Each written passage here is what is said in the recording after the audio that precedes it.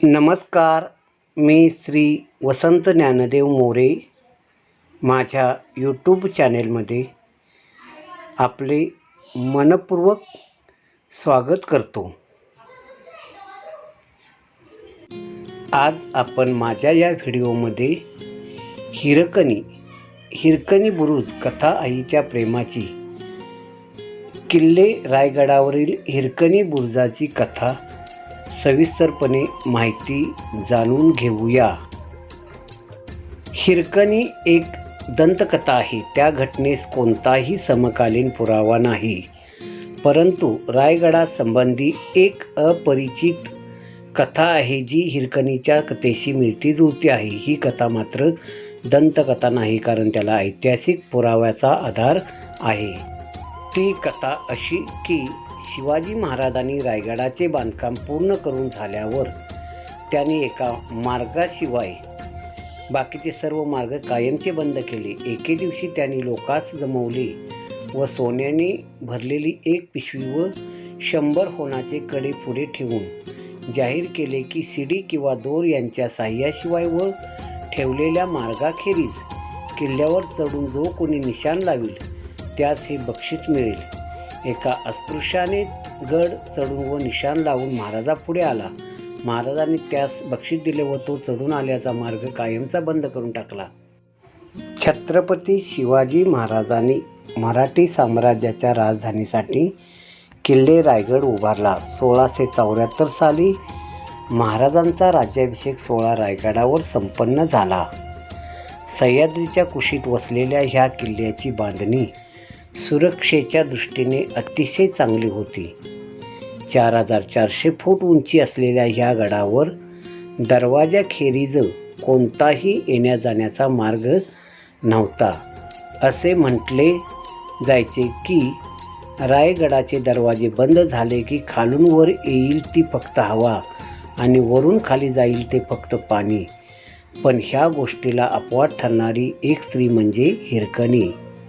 किल्ले रायगडाच्या खाली काही अंतरावर वाळुसरे नावाचे एक छोटेसे गाव होते. त्या गावात एक धनगर व्यक्तीचे कुटुंब राहत होते. घरात त्या व्यक्तीसमोर त्याची आई, बायको हिरा व त्याचे एक तानेबा राहत असे.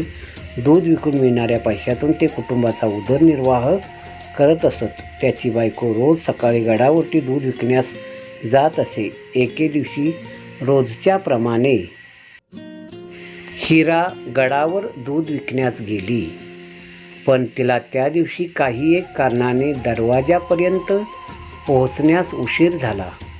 ती गडाच्या दरवाजाजवळ आली, पण पाहते तर काय दरवाजे बंद झालेले होते.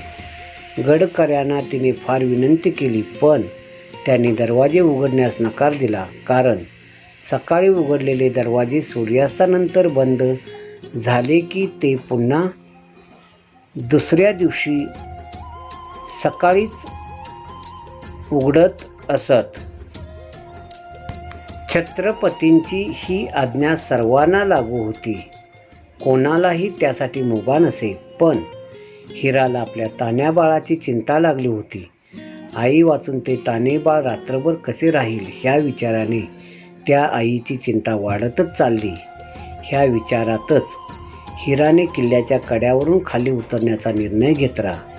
अंधाऱ्या कड्यावरून खाली जाणे म्हणजे जीव पणाला लावण्याच्या बरोबरीचे होते, कारण सर्वत्र खोल दऱ्या, दाट झाडेझुडपे आणि त्यात अंधार. पण बाळाच्या प्रेमापोटी ह्या मातेने हा निर्णय घेतला. गडाच्या कड्याचे निरीक्षण केले. एका कड्यावर येऊन पोचले आणि त्याच कड्यावरून खाली उतरली. खाली पोहोचेपर्यंत मात्र सभोवतालच्या झाडाझुडपामुळे अंगावर अनेक ठिकाणी ओरबडल्यामुळे रक्त आलेले होते. त्याच अवस्थेत गड उतरून ती आई आपल्या घरी परतली. घरी परतताच पहिल्यांदा त्या आईने आपल्या बाळाला कुशीत घेतले. बाळाच्या दर्शनाने त्या आईला जो आनंद झाला तो मात्र जखमांच्या वेदनेपेक्षा कितीतरी पटीने जास्त होता. ही घडलेली गोष्ट जेव्हा महाराजांना कळली तेव्हा ते अत्यंत आश्चर्यचकित झाले, कारण शत्रूच्या सैन्यालाही दरवाज्यातून येण्या जाण्याशिवाय मार्ग उपलब्ध नसणाऱ्या रायगडावरून एक स्त्री खाली कशी पोचली हा प्रश्न महाराजासहित सर्वांनाच अनुत्तरित होता. महाराजांनी हिराला गडावर बोलवण्यास सांगितले. हिरा गडावर आली ती आल्यानंतर महाराजांनी तिला ह्या सर्व घटनेविषयी विचारले असता हिरकणीने महाराजांना घडलेला सर्व घटनाक्रम सांगितला व आपल्या तान्या बाळाला भेटण्यासाठी हा एकच मार्ग उपलब्ध होता असे सांगितले. हे ऐकून त्या शूर मातेचा महाराजांनी साडी चोळी देऊन सन्मान तर केलाच, पण ज्या कड्यावर ती खाली उतरली त्या कड्यावर आईच्या प्रेमाची साक्ष म्हणून एक बुरुज बांधण्यात आला. तो बुरुज म्हणजेच रायगडावरील हिरकणी बुरुज. त्याचबरोबर ती राहत असलेल्या गावाला तिचे नाव देण्यात आले. ते गाव म्हणजेच रायगडाजवळील हिरकणीवाडी. सध्या रायगडावर जाण्या येण्यासाठी बनवण्यात आलेला रोपवे हा त्याच हिरकणीवाडीतून उपलब्ध करून देण्यात आला आहे. हिरकणीवर उपलब्ध असलेली प्रसिद्ध जुनी कविता देत आहे, पण प्रयत्न करूनही सदर कवीचे नाव समजू शकले नाही. ते जे कोणी थोर ग्रस्त असतील त्यांच्या प्रति कृतज्ञता व्यक्त करत ही कविता येथे देत आहे. रायगडावर राजधानी ती होती शिवरायांची. कथा सांगतो ऐका. तेथील हिरकणी बुरुजाची वसले होते गाव तळाशी वाकुसरे या नावाचे. राहत होते कुटुंब तेथे गरीब धनगर गवळ्याचे. आई बायको ताना मुलगा कुटुंब होते छोटेसे. शोभत होते हिरा नाव त्या तडफदार घरवालीचे. सांज सकाळी हिरा जातसे दूध घेऊन गडावरती. चालत होते गुजरान त्या नेकीच्या धंद्यावरती. एके दिवशी दूध घालिता हिरा क्षणभर विसावली. ध्यानी आले नाही तिच्या कधी सांज टळून गेली. सूर्यदेव मावळता झाले बंद गडाचे दरवाजे. मनात भ्याली हिरा म्हणाले घरी बाळ ताने माझे. हात जोडून करी विनवणी म्हणे जाऊ द्या खाली मला. गडकरी म्हणती नाही आज्ञा शिवरायांची आम्हाला. बाळाच्या आठवे झाली माय माऊली वेडी पिसी. कडा उतरून धावत जाऊनी बाळाला ती घेई कुशी. अतुलनीय हे धाडस पाहुनी महाराज स्तंभित झाले. साडी चोळी हिरास देऊनी प्रेमे सन्मानित केले. कड्यावरी त्या बुरुज बांधला साक्ष आईच्या प्रेमाची. ऐकू येते कथा अजूनी अशी त्या हिरकणी बुरुजाची.